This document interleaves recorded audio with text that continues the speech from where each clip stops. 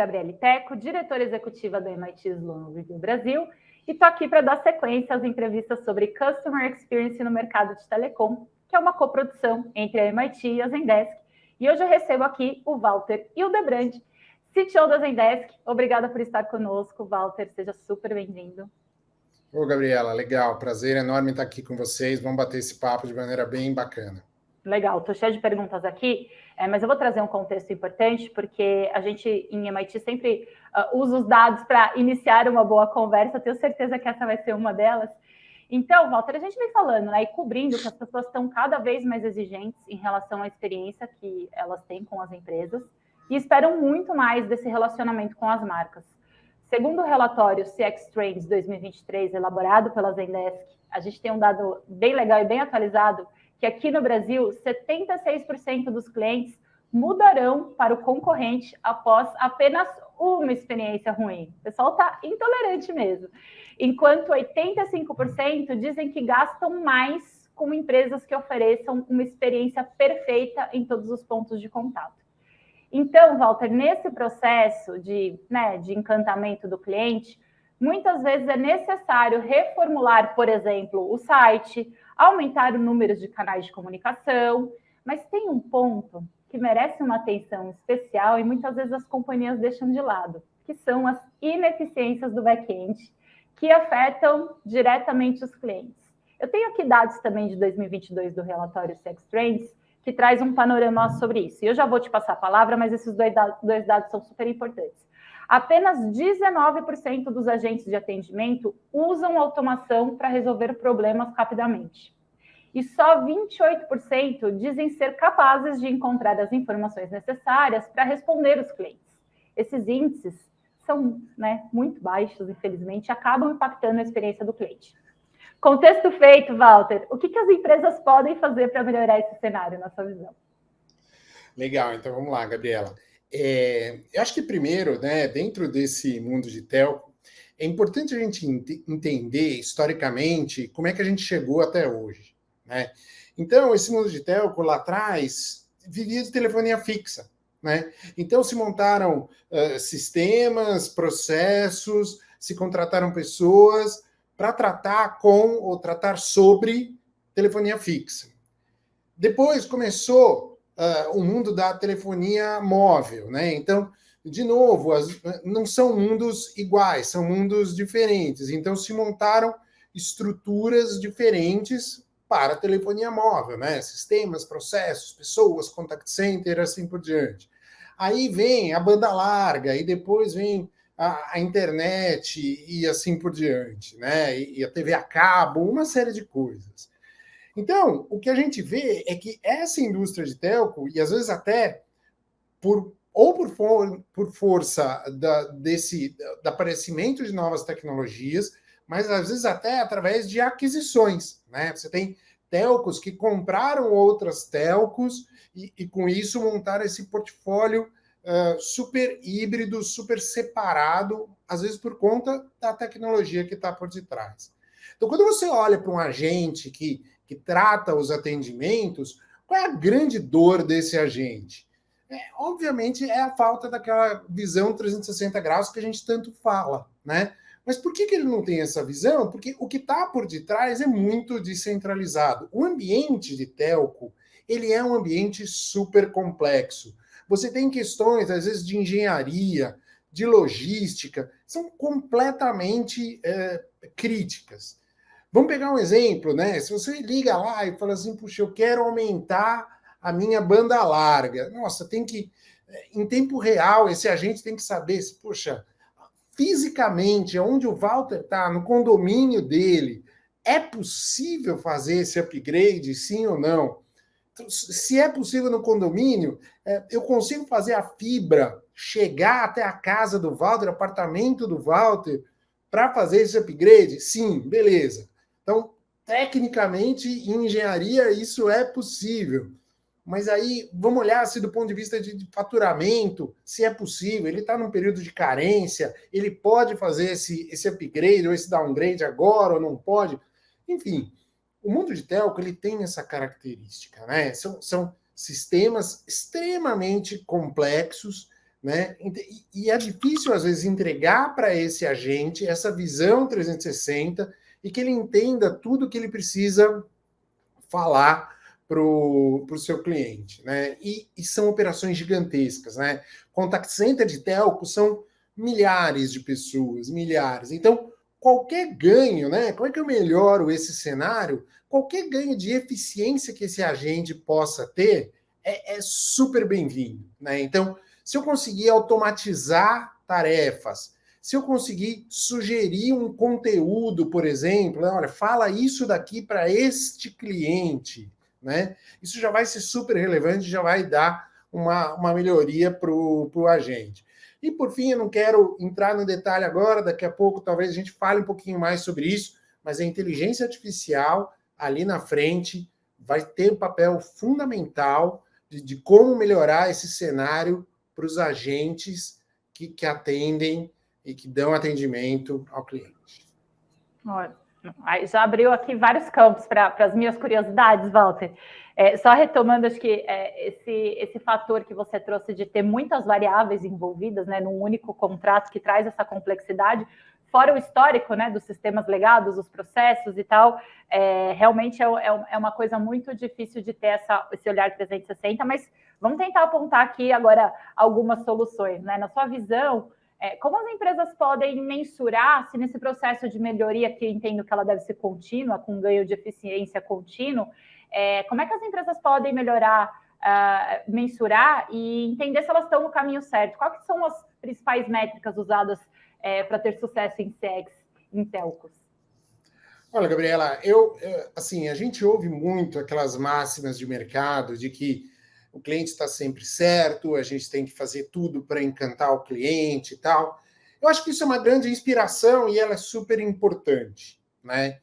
Mas, no fim do dia, eu acho que a gente tem que olhar Customer Experience de maneira bem prática e bem mensurável, né? Então, assim, melhorar a experiência do cliente. Isso melhora, por exemplo, a minha aquisição de novos clientes? Ou melhorar a experiência, eu estou retendo mais os meus clientes? Ou melhorar a experiência do cliente melhora a eficiência do meu negócio, né? Eu sou mais eficiente por investir em Customer Experience. Então, deixa eu dar alguns exemplos para você, né? Quando a gente fala de retenção de clientes ou de aquisição de clientes, se eu conseguir dar um bom atendimento, ter todas as informações, personalizar aquele momento para aquele cliente, será que com isso eu consegui fazer mais upsell dos meus clientes? Ou eu consegui fazer um cross-sell dos meus clientes? Né? Isso, dentro do ambiente de telco, é fundamental. Quer dizer, hoje, de repente, eu tenho um cliente só de um produto. Se eu der uma boa experiência, se eu encantar esse cliente, será que eu consegui oferecer mais um produto e ele contratou esse produto? Né? Ou então, ao longo do tempo, será que esse cliente fica mais comigo? Né? Fica mais tempo comigo? Vou dar um outro exemplo, né? Dentro do ambiente de telecomunicações, a gente já falou aqui, né? Os contact centers são operações gigantes, algumas vezes até terceirizadas. O que as empresas de telecomunicações mais querem é que o cliente não ligue para elas ou não entre em contato com elas, né? Porque essa operação já é grande demais. Uma maneira de melhorar isso é fomentar o autosserviço, né? Então, e aí vamos fazer o link, né? Se eu melhoro a minha base de conhecimento, aquelas famosas perguntas frequentes ou FAQs, né? E com isso, meu cliente, eu direciono mais cliente para lá. O cliente resolve os seus problemas sozinhos, ele não vai entrar em contato comigo. Então, eu estou melhorando a experiência do cliente, e isso me dá um ganho de eficiência, porque eu não tenho tantos chamados chegando no meu contact center. Né? Então, mais uma vez, quer dizer, olhar a Customer Experience, sim, é importante, é fundamental, é uma inspiração para todos nós, mas para as empresas é fundamental entender que esse investimento em CX, ele traz ganhos reais em aquisição, retenção e eficiência. Perfeito. A gente em MIT fala muito dessa cultura data-driven, e quando você correlaciona CX com resolução de problemas, sem dúvida é tudo que o líder lá do outro lado precisa ouvir para ele entender, e a gente trabalha muito esse aspecto de entender que tem assuntos que não são buzzwords, né? A gente precisa de fato aterrissar e colocar isso no dia a dia do gestor. Mas não vou deixar passar aqui, Walter, você citou inteligência artificial já, e como a gente está falando Todo mundo da está tecnologia, citando, todo mundo não está é? citando inteligência artificial hoje em dia, Gabriel. A gente não pode deixar de passar esse tópico aqui.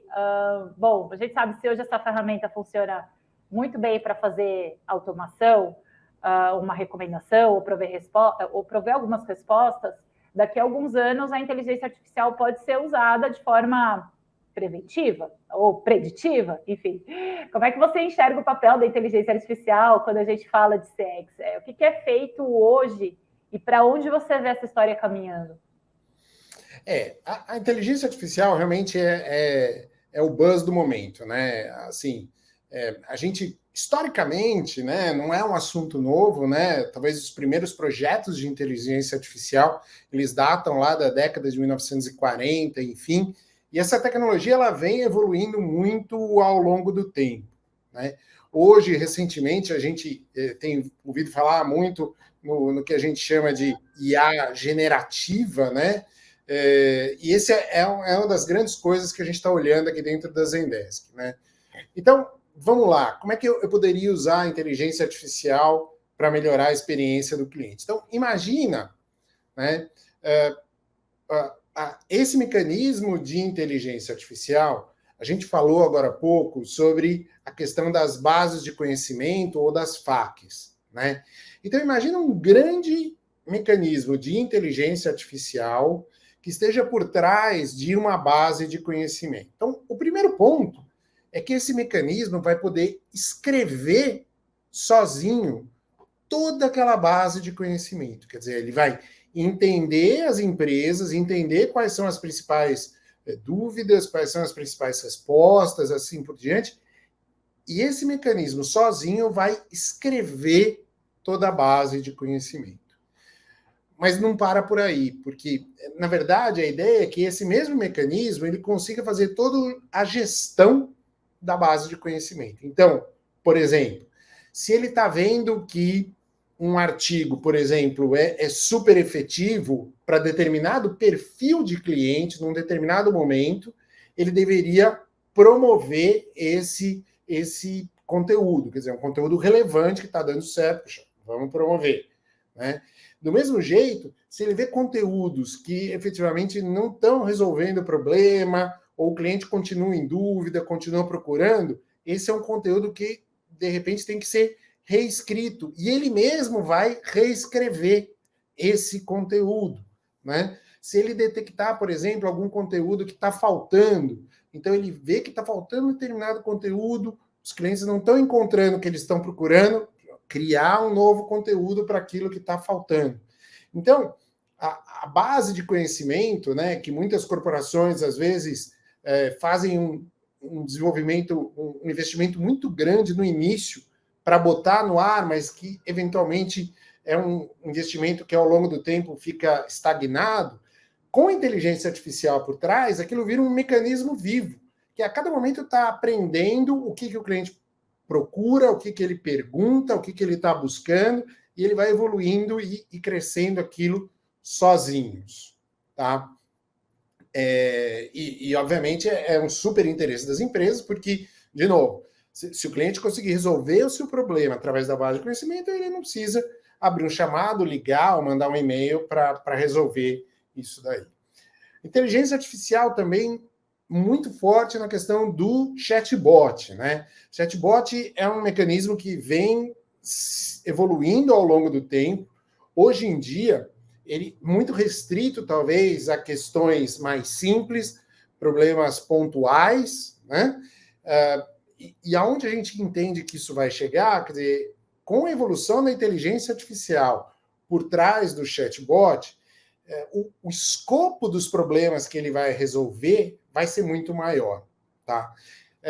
Além do que, ele vai se comunicar numa linguagem mais amigável, vai falar de uma maneira mais semelhante a um ser humano, que vai gerar mais empatia com o cliente, e o cliente vai se sentir muito mais à vontade de conversar com esse chatbot, né?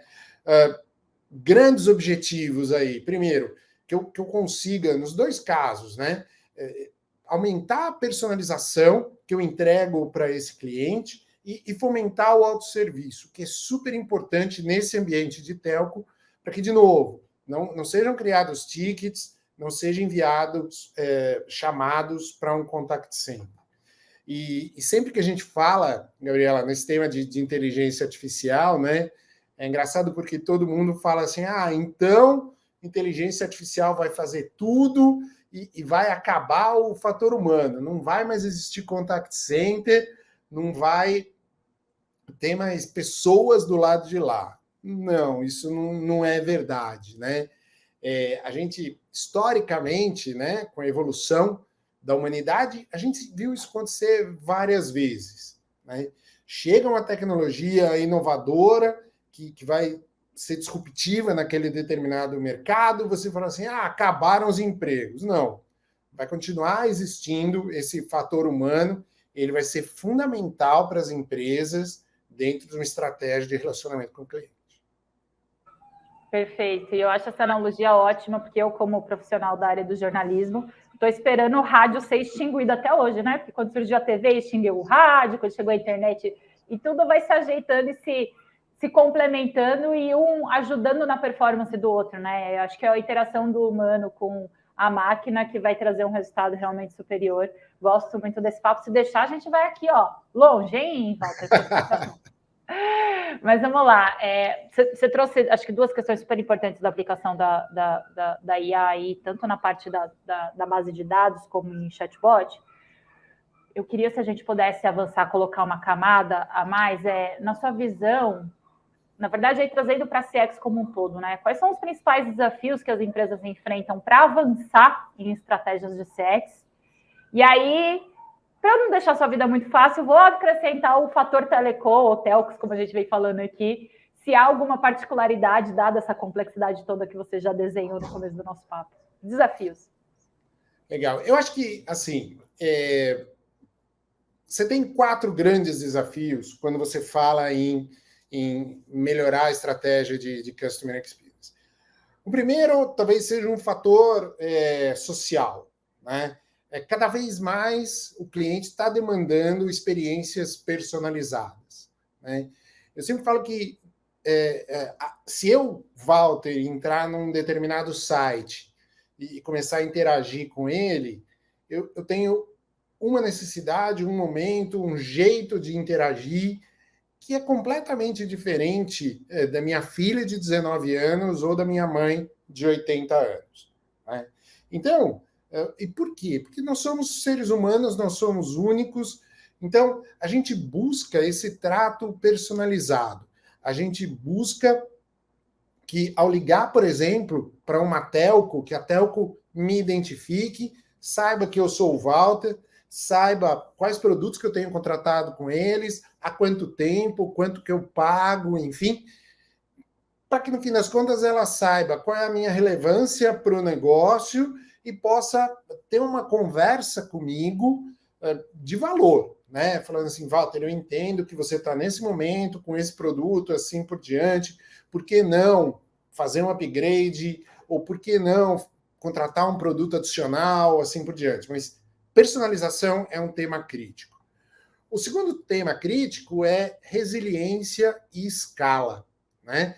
A gente tem vários exemplos, né, no mundo de telco, no mundo de varejo também, de eventos sazonais ou de picos de atendimento, onde você precisa, por detrás, ter uma plataforma de Customer Experience que suporte esses picos de volume momentâneos, né? Então, vamos pegar no caso do varejo, o mesmo das telcos também, questão de Black Friday, quando se vende muito celular, assim por diante. Então, esses picos, né, eles têm que ser capazes de ser absorvidos. O terceiro ponto é a questão da agilidade do negócio, né? Quando eu falo de agilidade de negócio, eu estou falando assim, com qual velocidade, por exemplo, eu habilito novos canais na minha plataforma, né? Então, qual é o custo para uma empresa de, por exemplo, se aparecer um canal novo amanhã, quanto tempo eu consigo habilitar esse canal para falar através dele com os meus clientes, né? E isso é absolutamente crítico, né? Você não pode ficar esperando 6 meses para botar um canal dentro do para funcionar. Você tem que rapidamente botar esse canal no ar. E por fim, eu acho que não é novidade nenhuma, né? A questão dos custos, né?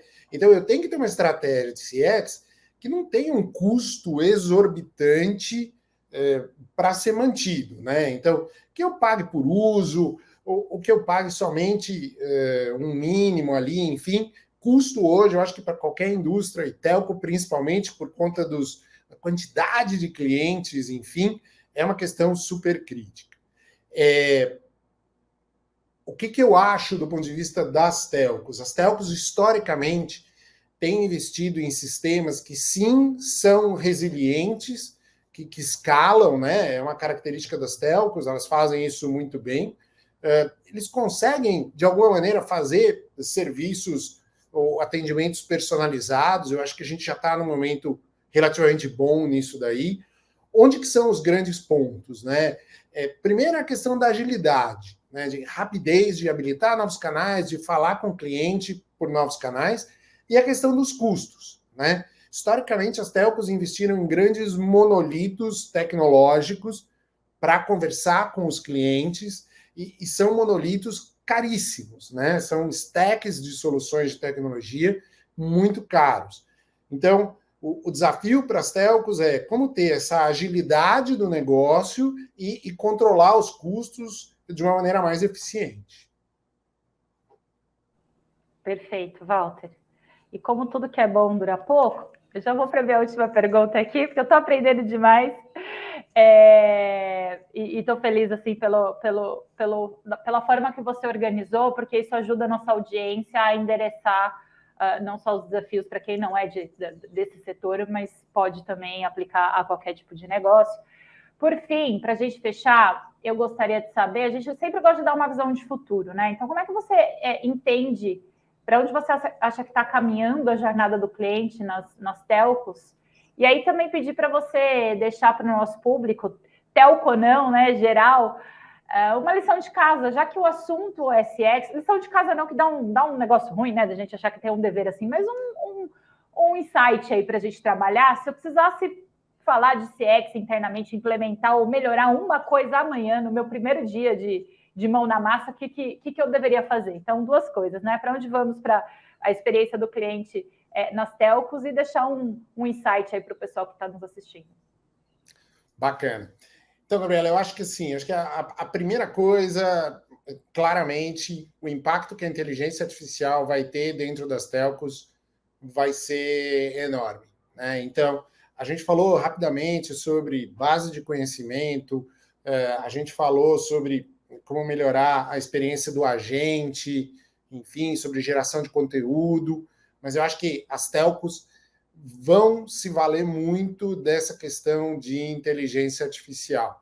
Talvez não só na camada mais de cima, quando o cliente interage, mas talvez até na parte de engenharia ou na parte mais ali por detrás, enfim, de configuração de produtos e tal. Acho que a inteligência artificial ela vai ser fundamental.